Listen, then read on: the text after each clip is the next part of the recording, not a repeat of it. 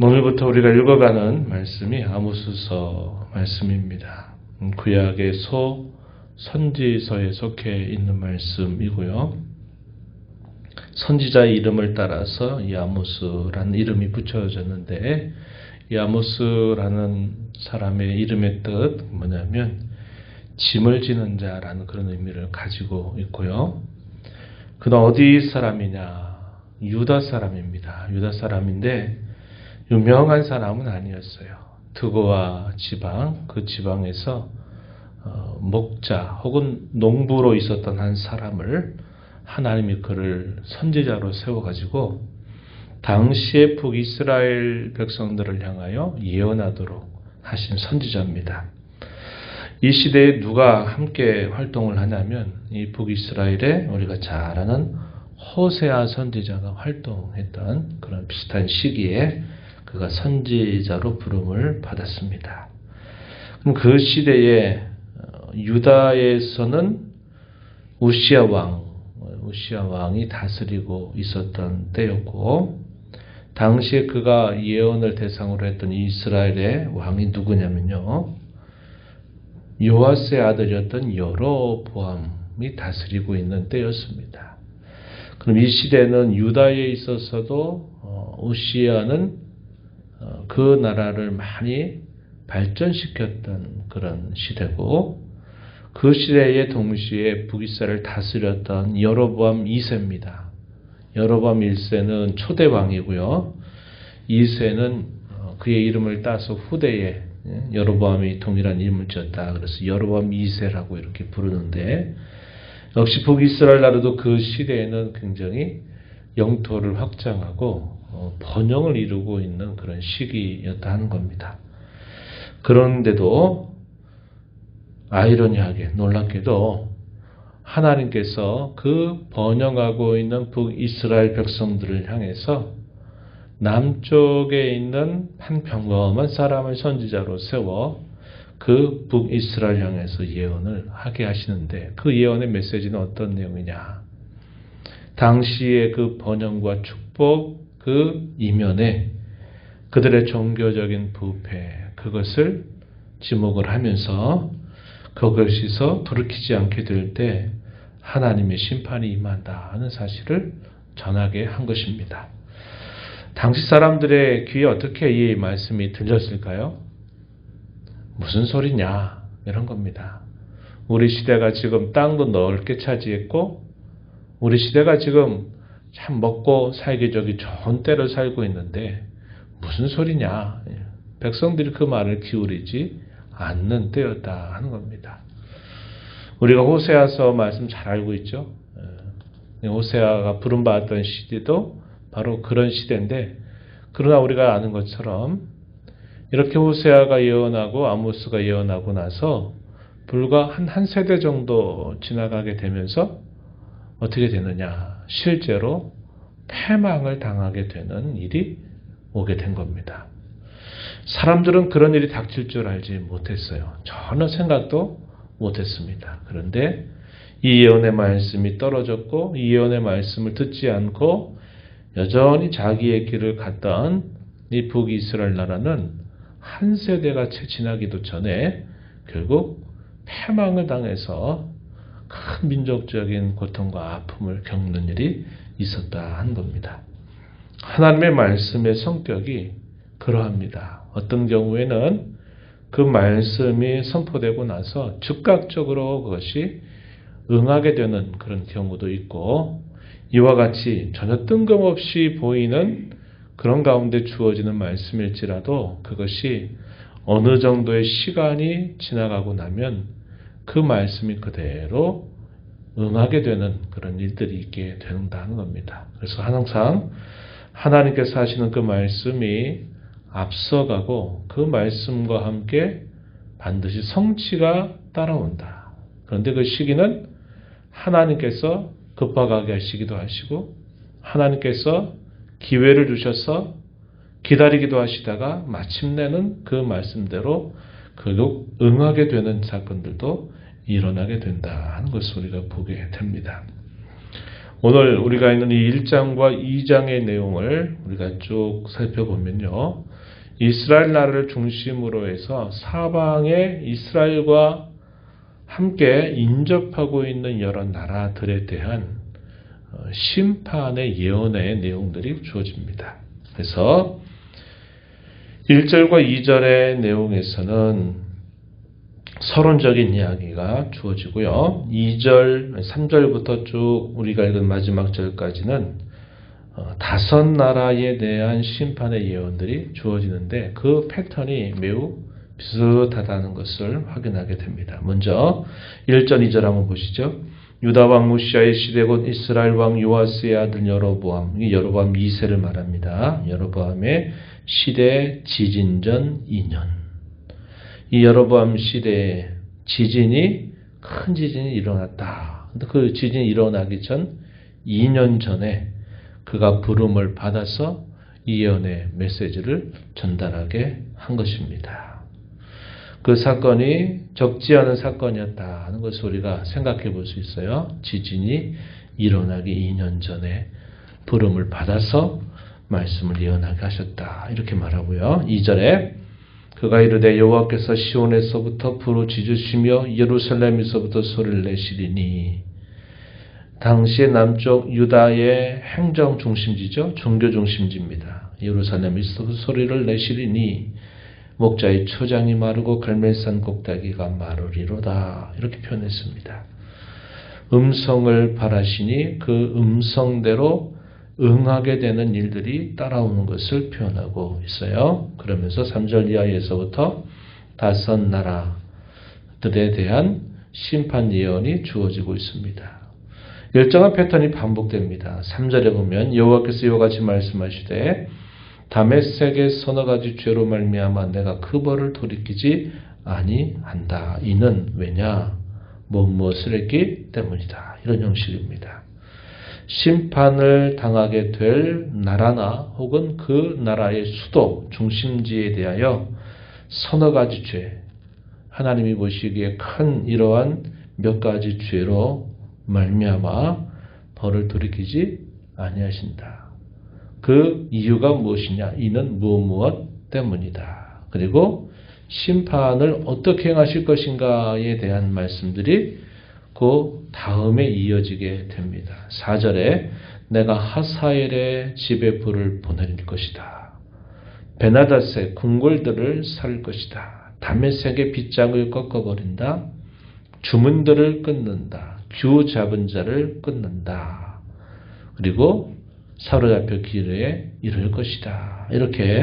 이런 형식을 비슷하게 동일하게 반복하고 있다는 것을 우리가 확인하게 돼요.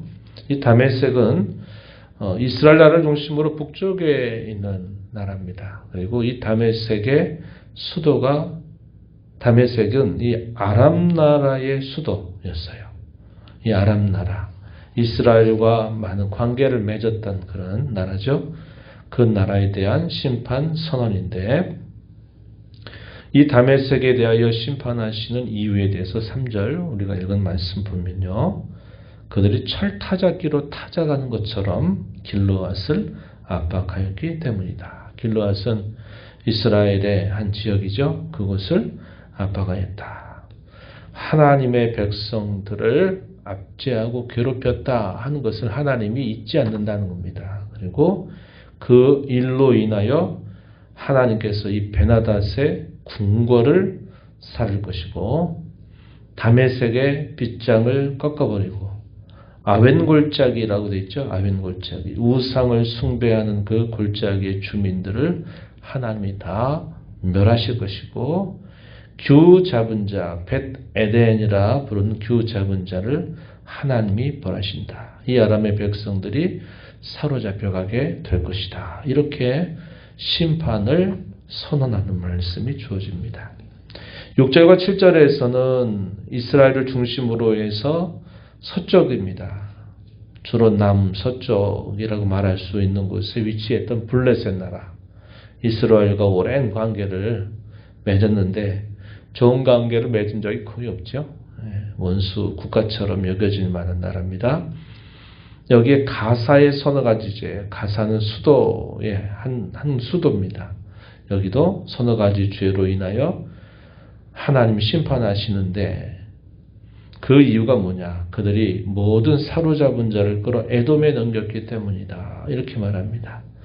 이것도 역시 하나님 백성과 관계에서 민족적으로 범한 죄에 대하여 하나님이 그대로 넘겨주지 않으실 것이다 하는 것을 예언하시는 말씀이죠. 가사성의 불을 보낼 것이고 그 궁궐들을 살 것이다. 아스돗, 여기 8절에 보면 아스돗, 아스글론, 에그론, 이 지역은 이 블레셋의 주요 도시들을 말합니다. 이곳에 있는 모든 자들에 대하여 하나님이 심판을 돌이키지 않겠다 이렇게 표현했고요. 9절과 10절의 내용에 보면 두로에 대한 심판의 내용이 나오는데 이 두로는 이스라엘 중심으로해서 서쪽의 약간 북서쪽에 위치하고 있는 나라입니다. 상업이 많이 발달하는 그런 나라였죠. 해상무역이 발달하면서 굉장히 많은 군사력과 또 많은 부를 축적했던 그런 나라인데 이 나라에 대해서도 그 벌하시는 이유에 대하여 형제의 계약을 기억하지 않고 모든 사로잡은 자를 에돔에 넘겨버린 것에 대하여 하나님이 말씀하세요. 9절에 그래서 그곳에 대한 심판의 내용이 소개가 됩니다. 11절 12절에서는 에돔에 대한 심판인데 에돔은 에서의 후손이죠. 에서의 후손들이 이룬 국가를 말합니다. 우리가 수요일 날 에돔에 대한 이야기를 살펴본 바가 있는데요. 이스라엘과는 아주 가까운 형제 국가죠. 그런데 역사적으로 보면 오랜 숙적 관계가 계속되었던 나라가 이 에돔입니다. 에돔이 어떤 일들을 했느냐? 11절 말씀에 보면 칼로 그 형제 이스라엘 백성들을 쫓아가며 긍휼을 버렸고 맹렬한 화를 내며 분을 끝없이 품었다. 하나님 백성들을 향하여 그렇게 악한 그런 죄를 범했다 하는 것으로 인하여 하나님께서 이들을 벌하신다, 심판하신다 하는 말씀을 이야기합니다. 마지막 13절부터 15절에 등장하는 나라가 암몬입니다. 이 암몬은 우리가 잘 아는 것처럼 아브라함의 조카였던 롯의 후손들이 이룬 나라죠. 이 암몬 나라는 이스라엘 중심으로 해서 동쪽에 위치하고 있는 나라였습니다. 그들에 대한 심판의 이유가 뭐냐 보면 자기의 지경을 넓히려고 이 영토 확장의 야심을 갖고서 길르앗의 아이벤 여인의 배를 갈랐다. 아주 흉악무도한 그런 죄를 범한 것을 하나님은 그 이유로 말씀하시면서 그들은 여전히 심판하실 것을 경고하는 말씀이 주어지게 됩니다. 이런 모든 예언의 내용들은 아까도 말씀드렸듯이 시간이 흘러가면서 어떻게 됐을까요? 다 그대로 성취가 된 사실들입니다.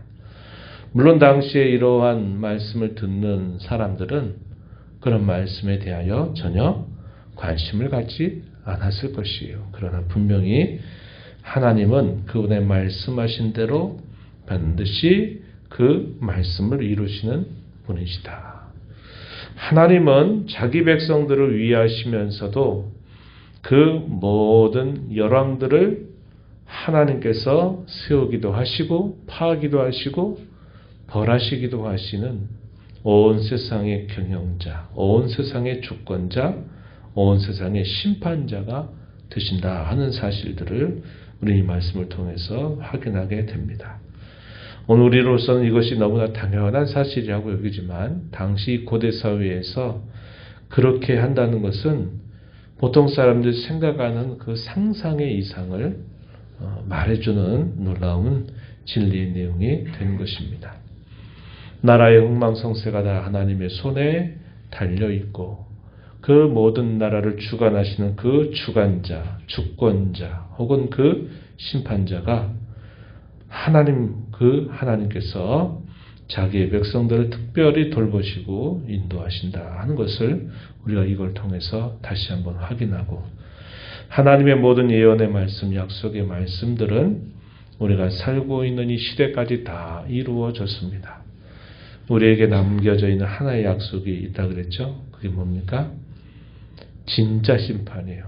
최후 심판입니다. 이미도 수천 년 전, 수백 년 전에 죽었던 사람들은 죽음이라고 하는 걸 통해서 1차적인 어떻게 보면 심판을 받았다 말할 수 있겠지만, 그러나 진짜 심판은 아직 남아 있는 겁니다. 최후 심판이 남아 있어요. 이미 수천 년 전에 죽었던 사람도 그 심판이 남아 있고, 수백 년 전에 죽었던 사람도 심판이 남아 있고, 여전히 오늘도 이 시대를 살고 있으면서 하나님을 믿지 않는 사람들에 대한 심판도 여전히 남아 있다는 겁니다.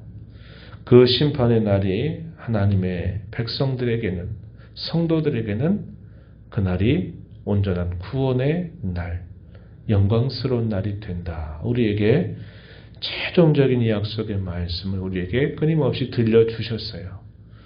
구약의 전쟁을 통해서 또 이런저런 그런 일들을 통하여 하나님 심판하셨던 것은 이 남아있는 진짜 심판에 대한 하나의 징조, 전조와 같은 것에 불과하다는 겁니다.